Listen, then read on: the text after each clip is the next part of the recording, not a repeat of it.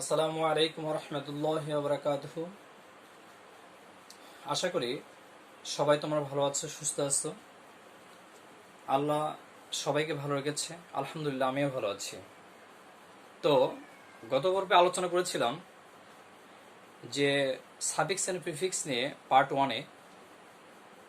আজকে আলোচনা হবে সেশন 1 পার্ট 2।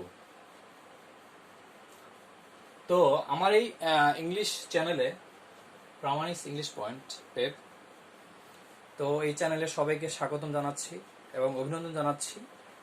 আমার এই ক্ষুদ্র প্রচেষ্টা এবং ক্ষুদ্র প্রয়াস যেন অবশ্যই যেন সবার সহযোগিতায়, সবার অনুপ্রেরণায়, সবার উৎসাহে যেন আমি যেন ইনশাল্লাহ ধীরে ধীরে যেন এই কন্টেন্টগুলো সুন্দরভাবে তৈরি করতে পারি, ইনশাল্লাহ আশা করি। তো আজকের কথা বেশি বাড়াবো না, ইনশাল্লাহ দেখা যাক।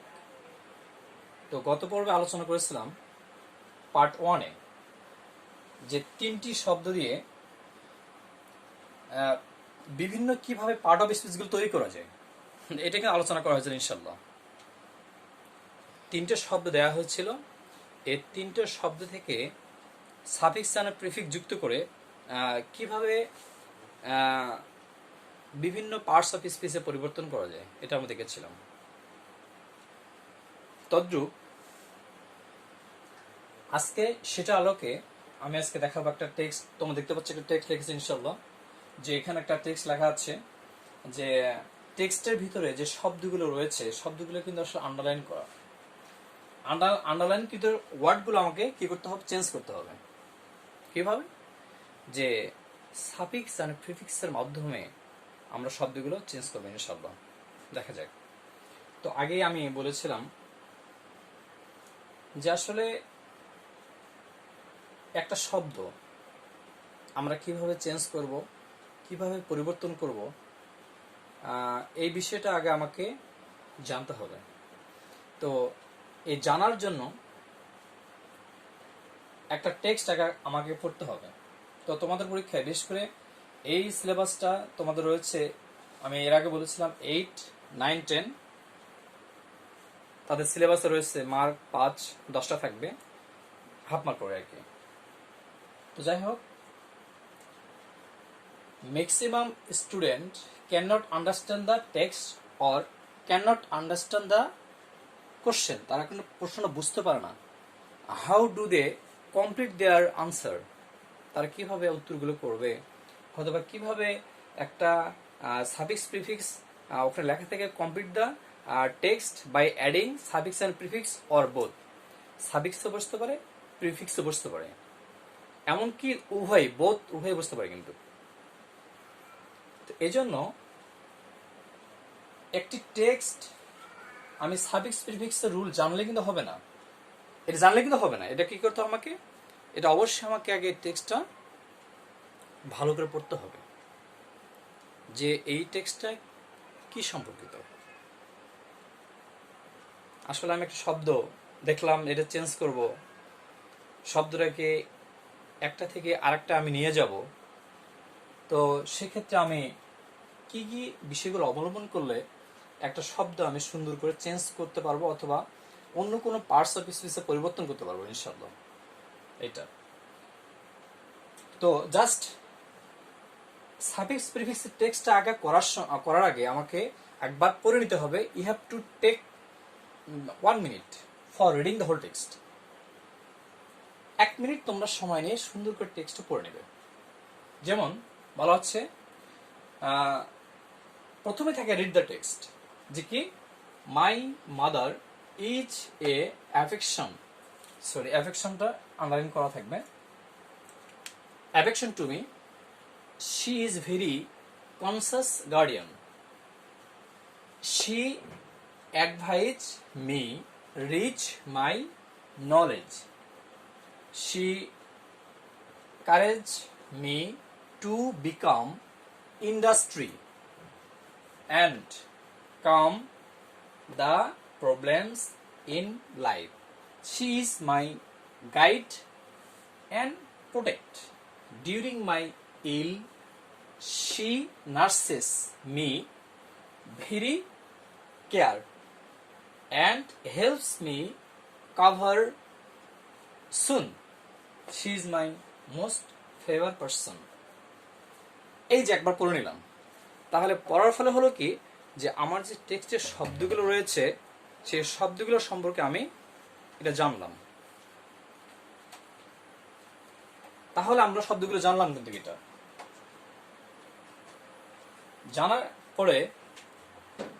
জানার পরে আমাকে কি করতে হবে, টেক্সটে যখন পড়া হয়ে গেল আমাদের অলরেডি আমরা একটা আইডিয়া পেয়েছি যে আসলে এই টেক্সটটা কি সম্পর্কিত। তাহলে আমরা যদি একটা বার মিনিং করার চেষ্টা করি তাহলে কিন্তু আমরা মিনিং নয়, জাস্ট আমরা আন্ডারলাইনকৃত ওয়ার্ডগুলো যেগুলো চেঞ্জ করতে হবে সেগুলো আমরা কি করবো, আমরা শব্দগুলোকে দেখে নেব। এখানে দেখতে পাচ্ছ যে অ্যাফেকশন, আসলে অ্যাফেকশনটা হচ্ছে নাউন। অ্যাফেকশন হলো স্নেহ, এটা নাউন, এটাকে চেঞ্জ করতে হবে। তারপরে শব্দ আছে আমাদের রিচ। এখানে রিচ অর্থ শুধুমাত্র কিন্তু ধনী, কিন্তু ধনী হবে না, আমরা যখন চেঞ্জ করতে যাবো তার অর্থ তখন পরিবর্তন হয়ে যাবে। অ্যাজ লাইক এজ, কারেজ মানে এখানে সাহস, এটা নাউন। তারপরে শব্দ রয়েছে আমাদের ইন্ডাস্ট্রি। ইন্ডাস্ট্রি মানে হলো এখানে শিল্প কলকারখানা অথবা পরিশ্রম বলা যাবে, কিন্তু এটাকে যখন আমরা চেঞ্জ করবো তখন অর্থটা পরিবর্তন হয়ে যাবে, পরবর্তী আমরা দেখবো ইনশাল্লাহ। তারপরে কাম, তারপর প্রোটেক্ট, তারপরে ইল, তারপর কেয়ার, তারপরে কাভার, তারপরে ফেভার। তাহলে এখানে শব্দগুলো আমরা দেখে নিলাম যে 10টা শব্দ রয়েছে আমাদের। অ্যাফেকশন মানে স্নেহ, রিচ মানে ধনী, কারেজ মানে সাহস, ইন্ডাস্ট্রি মানে কলকারখানা অত শিল্প কলকারখানা, তারপরে কাম মানে আশা, ইল মানে অসুস্থ, কেয়ার মানে সচেতন, কাভার মানে কোনো কিছু ঢেকে ফেলা, ফেভার মানে পক্ষে থাকা। আসলে যে অর্থগুলো আমি বললাম মানে শুধুমাত্র আন্ডারলাইনকৃত ওয়ার্ডগুলো শব্দগুলো বলা হলো, আসলে শব্দগুলো কিন্তু এই টেক্সটের জন্য এই শব্দের অর্থগুলো প্রযোজ্য নয়। তাহলে আমরা কি করবো, we can help by using suffix and prefix. এখন আমরা দেখে নেব যে টেক্সট সম্পর্কিত আমাদের শব্দগুলো কিভাবে পরিবর্তন করা যায়। এটা আমরা ইনশাআল্লাহ দেখে নেব খুবই সহজভাবে। তো আমি আবার বলছি, শব্দগুলো অ্যাফেকশন, রিচ, কারেজ, ইন্ডাস্ট্রি, কাম, ইল, প্রোটেক্ট, কেয়ার, কাভার, ফেভার। এখন আমরা কি করব, অনেক ছাত্ররা করে কি যে ডাইরেক্ট করে কি এই টেক্সটটা কিন্তু তুলে দেয়। এই টেক্সটটা তোলা যাবে না। কেন? যে তুমি যদি you want to write the whole text, you must lose your time, so that you need not to write the whole text in your answer script. তোমার পরীক্ষার খাতা এটা সম্পূর্ণ তোলা প্রয়োজন নাই, কারণ এখানে তোমার নাম্বার দেওয়া আছে। হয়তো অ্যান্সার টু কোশ্চেন নং 8, তারপর ভিতরে আমাদের এই নাম্বারগুলো যদি না দেয়া থাকতো তাহলে তোমাকে অবশ্যই কিন্তু এখানে পুরো টেক্সটটা পেজটা তোমাকে তুলতে হতো। এই জন্য এই ভুলটা তোমাদের করা যাবে না। কি করতে হবে, direct answer to the question নং 8 এ দিলা, এ। তাহলে অ্যাফেকশন আমরা এখন চেঞ্জ করা শুরু করে দেবো ইনশাআল্লাহ, দেখা যাক কিভাবে আমাদের পরিবর্তন হয়ে যায়। তাহলে অ্যাফেকশন এখানে বলা হচ্ছে মাই mother is very affection to me. তাহলে বাংলা অর্থ হচ্ছে আমার মা খুবই আমার প্রতি স্নেহ। তাহলে এটা কোনো বাংলা অর্থ হয় না। তাহলে স্নেহশীল, আমার মা হচ্ছে আমার প্রতি খুবই স্নেহশীল। তাহলে অ্যাফেকশন মানে স্নেহ, আর স্নেহশীলের ইংরেজি হলো অ্যাফেকশনাট। ওকে, তাহলে অ্যাফেকশন থেকে অ্যাফেকশনাট হবে। তাহলে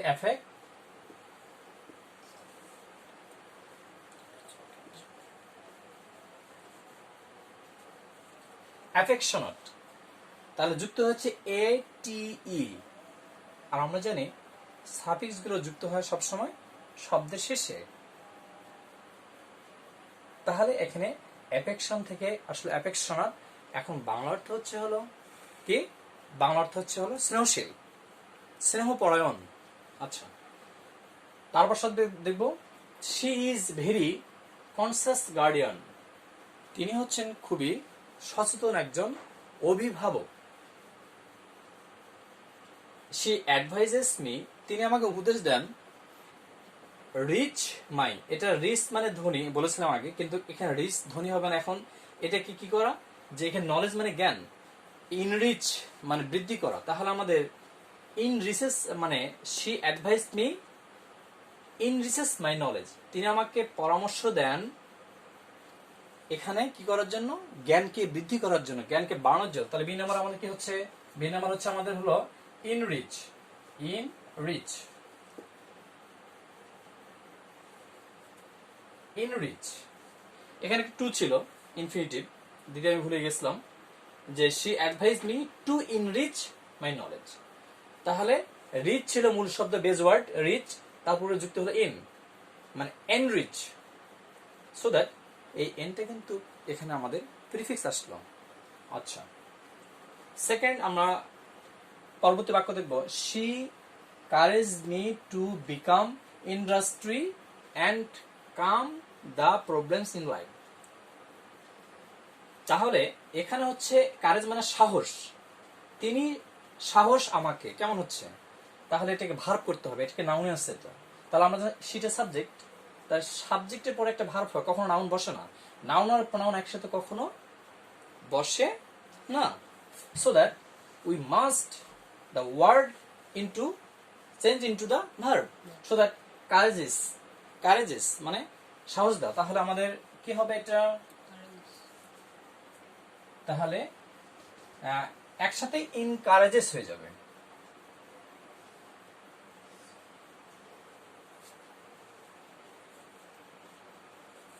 এনকারেজেস, তাহলে বোধ বসেছে এখানে, এনকারেজেস, ইএন এর যুক্ত হলো সেটা থার্ড পারসন সিঙ্গুলার নাম্বার। তাহলে আমরা বলতে পারি we can say that both S এবং এন, তাহলে এনটা হচ্ছে প্রিফিক্স, এসটা হচ্ছে হলো suffix. So that encourages me, তিনি আমাকে সাহস যোগান, টু বিকাম কি হতে, ইন্ডাস্ট্রি থেকে ইন্ডাস্ট্রিয়াস, ডি নম্বর।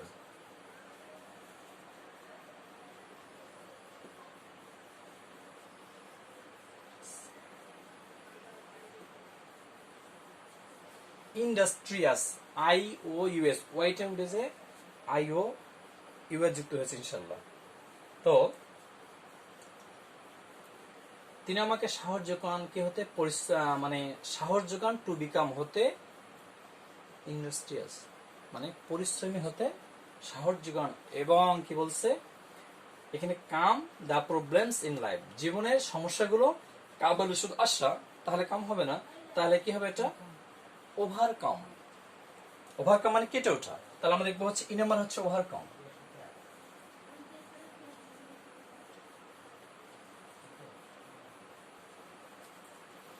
আগে ছিল কাম মানে আসা, তারপর যুক্ত হলো ওভার, তাহলে ওভার থেকে আমাদের ওভারকাম, সো দ্যাট তিনি আমাকে সাহস দেন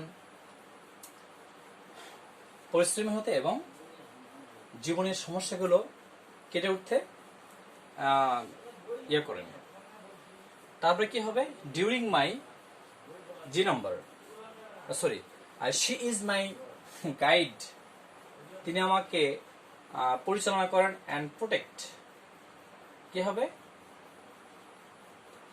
অ্যান্ড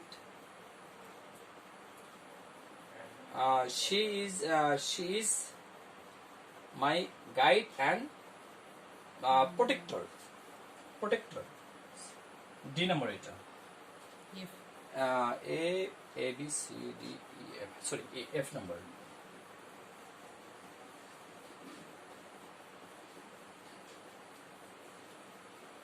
প্রোটেক্টর, প্রোটেক্ট থেকে প্রোটেক্টর, তিনি আমার একজন অভিভাবক, অথবা উনি একজন আমার হলো দেখাশোনার দায়িত্ব পালন করেন, এবং প্রোটেক্টর মানে উনি একজন আমার রক্ষণশীল, আমার সবকিছুর ভার উনি বহন করে থাকেন।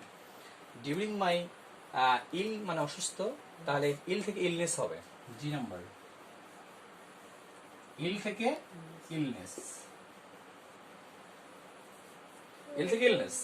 তাহলে ইলনেস হলো অ্যাডজেক্টিভ, তাহলে নেস যুক্ত হলো এনি ডাবল এস নেস, তাহলে এটা সাফিক্স। তাহলে ডিউরিং মাই ইলনেস, আমার অসুস্থতার সময়, শি নার্সেস মি, তিনি আমাকে কি করেন, আমাকে সেবা শুশ্রূষা করেন। ভেরি, কেয়ারটা অ্যাডজেক্টিভ ছিল, এটা অ্যাডভার্ব করতে হবে আমাকে। কেয়ার, কেয়ার মানে কি যত্নশীল বা সচেতন, কেয়ার মানে সচেতন অথবা যত্নশীল, এখানে কেয়ারফুলি হবে। তাহলে কি হবে আমাদের এস নাম্বার হচ্ছে ডিউরিং মাই ইলনেস, আমার অসুস্থতার সময়, সে নার্সেস মি ভেরি কেয়ারফুলি, তিনি আমাকে অসুস্থতার সময় সময় কি করে, H number.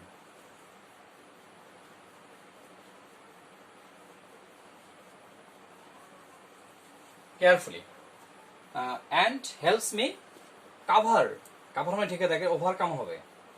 Helps me overcome মানে কি, এটা হলো কেটে ওঠা, অথবা আমরা বলতে পারি রিকভার। রিকভার, রিকভার মানে হচ্ছে সুস্থ হয়ে ওঠা বা কেটে ওঠা, যেটা হোক। তাহলে আমরা আই নাম্বার দেখবো হচ্ছে রিকভার, রিকভার, তাহলে কাভার থেকে recover. And she is my most favour person, তাহলে ফেভার মানে হচ্ছে হলো এটা ভার্ব, ফেভার মানে অনুকূলে থাকা, আর এটা হবে ফেভারিট মানে তিনি আমার কাছে সবচেয়ে প্রিয় মানুষ, প্রিয় ব্যক্তি। তাহলে আমাদের ফেভার থেকে ফেভারিট, তাহলে আমরা আইজি নাম্বার দেখবো ইনশাআল্লাহ,